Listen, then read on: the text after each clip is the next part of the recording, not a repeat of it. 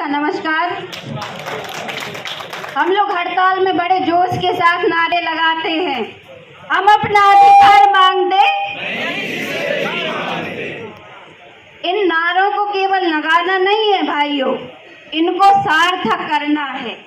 मंच पे शेर बन के दहाड़ने से कुछ नहीं होता। जहाँ पे आप काम कर रहे हो ना, उस जमीनी स्तर पे आपको वो काम करके दिखाना है। यहाँ मंच पे बड़ी बड़ी बातें करना और भूल जाना ये अलग बात है। आप जो मंच पे बोल रहे हैं तो आपको अपनी कथनी और करनी में अंतर नहीं रखना है।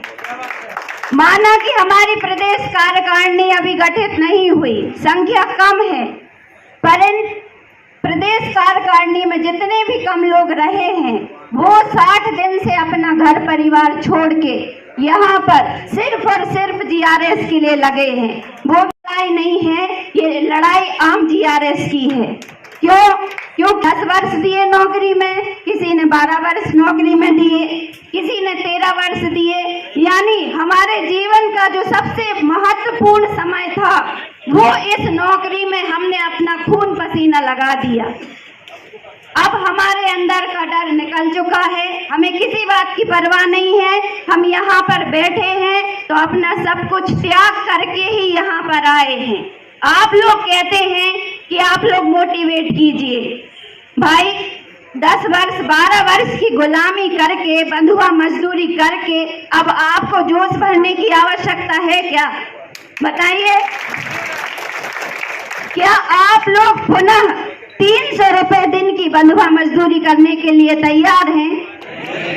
नहीं है ना तैयार? 6 बजे से लेकर रात के 12 बजे तक काम करते हैं। कभी भी किसी भी समय किसी भी अधिकारी का, हमारे पीसीओ का, हमारे सचिव का, हमारे हितग्राही का फोन आ जाता है और फिर हमसे काम करवाया जाता है। अब 2 महीने हड़ताल को हो गए, लोग प्रश्न चिन्ह उठाते हैं कि बताइए 2 महीने में क्या किया। तो मैं आपसे प्रश्न करती हूँ कि आपने 2 महीने में अपने कर्तव्य का ईमानदारी के साथ निर्वहन किया? क्या आप पंडाल में बैठने गए? हमारे बहुत सारे साथी छुट्टियां मना रहे हैं, उनको लगता है हड़ताल है यानी छुट्टियों का समय है।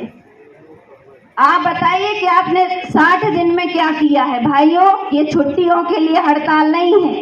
ये जोश भरने वाली बातें, प्रश्न चिन्ह लगाने वाली बातें, ये सब मत कीजिए। एक साथ आइए। जितनी मेहनत आपकी प्रदेश कमेटी करेगी उतनी मेहनत आपको भी करनी पड़ेगी। मैं यहाँ पिछले 20 दिन से हूँ और मैंने परिस्थितियाँ देखी हैं। जो आप लोग ग्राम पंचायतों में बैठ के अपने आप को बहुत बड़ा शहंशाह समझते हैं ना, कि सीएम हमको जानता है, यहाँ आपको कोई नहीं जानता। वो तो धन्यवाद हम सबसे पहले देंगे अपने प्रकाश भाई को कि वो माननीय सीएम साहब के पास गए और उन्होंने बताया कि मध्य प्रदेश में ग्राम रोजगार सहायक नाम का कोई एक प्राणी है जो आपके द्वारा जितनी भी योजनाएं लॉन्च की जाती हैं उसमें अपना खून पसीना लगाकर आपकी जन जन तक पहुंचाता है। इसके लिए आपको धन्यवाद भैया। और मैं क्षमा बिल्कुल नहीं मांगूंगी, क्योंकि यहाँ जो बोलना है बोलिए, क्षमा मांगने का समय नहीं है। लड़ाई सबकी है, किसी पद की लड़ाई नहीं है। तो 60 दिन की मेहनत ये है कि आज यहाँ भोपाल में कोई मंत्री, कोई अफसर का बंगला नहीं बचा जहाँ हम लोग ज्ञापन देने नहीं गए हैं। आपको पूरे प्रदेश में अब जानने लगे हैं कि ग्राम रोजगार सहायक है, और ग्राम रोजगार सहायक ऐसा वैसा नहीं है।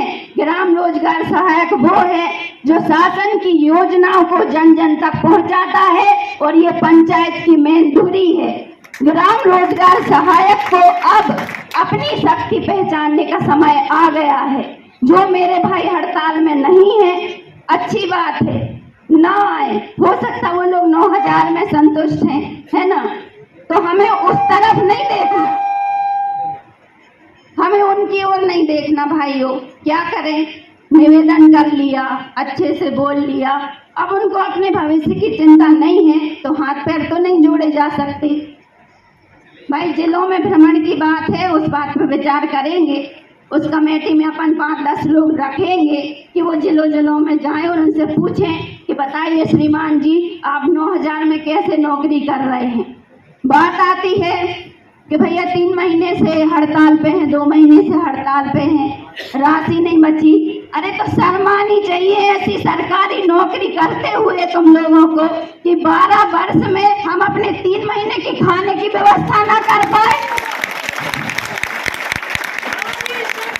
जिंदाबाद जिंदाबाद, राजू दीदी संघर्ष करो, हम तुम्हारे साथ हैं। तो ये जो वित्तीय समस्या का बहाना है ये मत बताइए।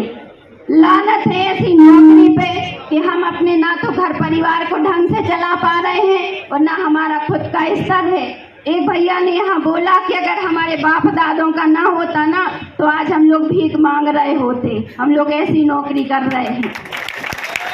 अब ना हमें सरकार की चिंता करनी है, सरकार से हमारा विरोध नहीं है। क्यों? क्योंकि हम कर्मचारी हैं, हम सरकार से बड़े नहीं हो सकते। समझ गए? जो लोग बोलते थे कि उग्र आंदोलन करो, ऐसा करो वैसा करो, अरे तुम लोग यहाँ भोपाल में जमीन हम लोग को भाई बीज बोया है, अभी बीज बोने के पहले ही तुम लोग उखड़वा देना चाहते हो, उग्र आंदोलन की सलाह देते हो। यहाँ आपका प्रदेश लेवल पे 12 वर्ष में 0 काम था। अब 0 से उस काम को हम लोग यहाँ पर ले आए कि जो हम लोग की फाइल थी नहीं, भगवान की कृपा से वो फाइल तैयार हो गई। मांगना सबका काम है, हर कर्मचारी की मांग अलग अलग होती है। अब बदकिस्मती से हम लोग तो कर्मचारी है नहीं। 12 साल में हमारा प्रमोशन तो हुआ नहीं, 12 साल में हमारा डिमोशन हुआ। बताइए कैसे हुआ? पहले हमको मानदेय मिलता था, कैसे मिलता था? पंचायत दर्पण से। अब हम लोगों को पारिश्रमिक भुगतान किया जाता है, किसके माध्यम से? वेज लिस्ट के माध्यम से। तो भाइयों, आप लोग कर्मचारी की श्रेणी में कहीं से कहीं तक नहीं है। आप लोग भली पंचायत में बैठ के सोचते होंगे कि अरे हम बहुत बड़े योद्धा हैं, सरकार की हमें अटकी पड़ी है। उनकी कोई नहीं अटकी पड़ी, उनके पास बहुत विकल्प हैं और वो आपको जानते भी नहीं थे। इन 60 दिनों की हड़ताल से सरकार जानने लगी है कि ग्राम रोजगार सहायक नाम का कोई व्यक्ति है। हम सरकार तक अपनी आवाज पहुंचाने में सफल रहे हैं। अब रही बात मिलने की, तो मिलने के लिए यहाँ 17 संगठन बैठे हैं, सबकी अलग अलग मांगे हैं। मिलेगा उसको जो दम से डटा रहेगा। एक है। रही बात जो हड़ताल में नहीं है, तो अपनी रानू बहन जी की तरफ से मेरा बैग उठाइए भैया।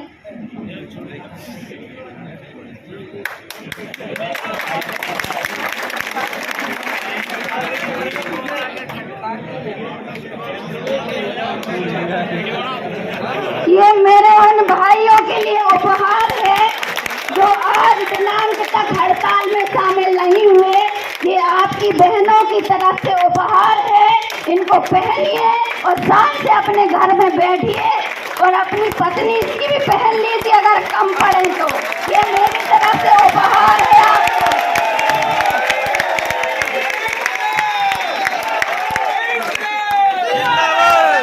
इसके बाद अगर उन लोगों का जमीर जिंदा रहे, हम तो ये कहते हैं कि अगर उनकी आंखों की पूरी शर्म ना बह गई हो, थोड़ी सी भी बाकी रह गई हो, तो कल से हड़ताल में आ जाना। 300 रुपए की बंधुआ मजदूरी करके कोई तुम तीर नहीं मार लोगे। यहाँ हमारे जो ऊपर अधिकारी बैठे हैं ना, वो भी बोलते हैं कि क्यों केवल अकेले तुम लोग ही परेशान हो। वो लोग परेशान नहीं है, उन लोगों के लिए कहीं अलग से राशि आ रही है क्या? ये अलग से कमा रहे हैं। तो ये उन लोगों की बदनामी है। हम लोग बहुत सम्मानजनक स्थिति में है, शासन की नजरों में, अधिकारियों की नजरों में, नेताओं की नजरों में। और जो हड़ताल पर नहीं है वो सबसे बड़े चोर आज सामने आ रहे हैं। यही सबसे ज्यादा चोरी करते होंगे, इसलिए हड़ताल में शामिल नहीं हो रहे हैं। तो वो लोग किसी भी दृष्टि से देखिए, संगठन से गए, हमारे आपकी नजरों में गिरे और वो सरकार की नजरों में भी गिर चुके हैं। कि ये सबसे बड़ा चोर जो है, ये जो जिले हड़ताल में नहीं है, वही सबसे बड़ा चोर है। और जो वास्तव में परेशान है वो आज हड़ताल पे बैठा है और बैठा रहेगा। जब तक बैठा रहेगा, भैया जो हमारे ठाकुर साहब थे सुरेंद्र सिंह जी, जिनकी श्रीमती जी सरपंच हैं, भैया जी आपकी बात हमें बहुत अच्छी लगी कि हमारी जो रणनीति है वो दिनों तक निश्चित नहीं है। जब तक सरकार हमारी बात नहीं सुनेगी हम पीछे नहीं हटेंगे। लड़ाई है, अभी तो ये लड़ाई है, आगे और लड़ाएंगे। मंत्री जी की तरफ ध्यान दीजिए कि टीम ने अपना काम कर दिया है। मांगने वाले याचक बहुत सारे हैं, अब मचलना आपको है। भोपाल में जो भी कार्यक्रम होंगे उससे हमारे माननीय सीएम साहब जो काफी संवेदनशील हैं, हम लोगों के प्रिय हैं, उनको आपकी चिंता 100% करनी पड़ेगी। और आप लोग समय बोलते हो, यदि एक हफ्ते में आपके भोपाल में सीएम साहब की वो वल्लभ भवन की दीवारें न गूंज जाए तो आप अपनी बहन का नाम बदल के रख देगा।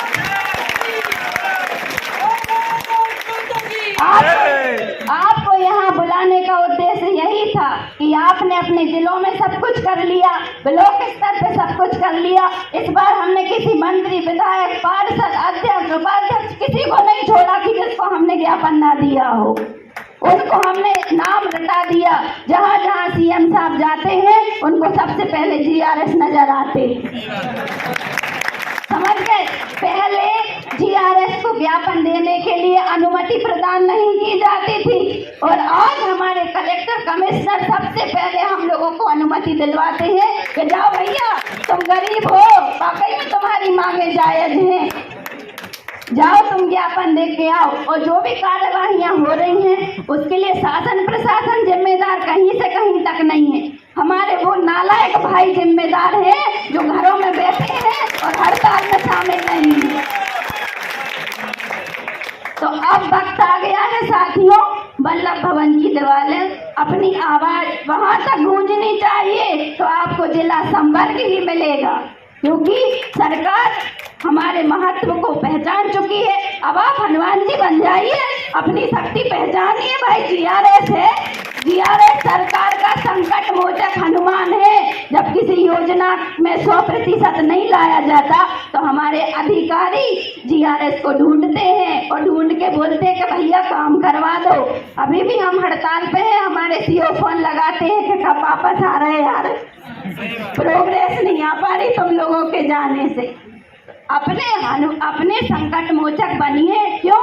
क्योंकि हमने सबकी सेवा कर ली, हमें फर्क नहीं पड़ता कि हमसे सरकार नाराज है, हमारी सीओ नाराज है, हमारे मंत्री जी नाराज है। नहीं, अब जीआरएस नाराज है। क्यों?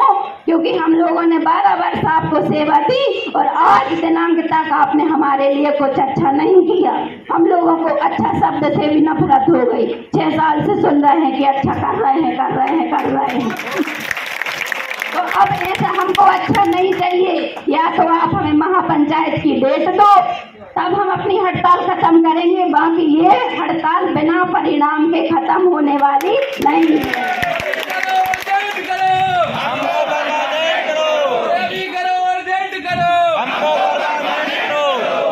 क्षमा बिल्कुल नहीं मांगूंगी, क्योंकि मैं बहुत स्पष्टवादी हूँ। जो आता है तो वो बोलती हूँ, अच्छा लगे तो रख लीजिए, बुरा लगे तो भी रख लीजिए। धन्यवाद।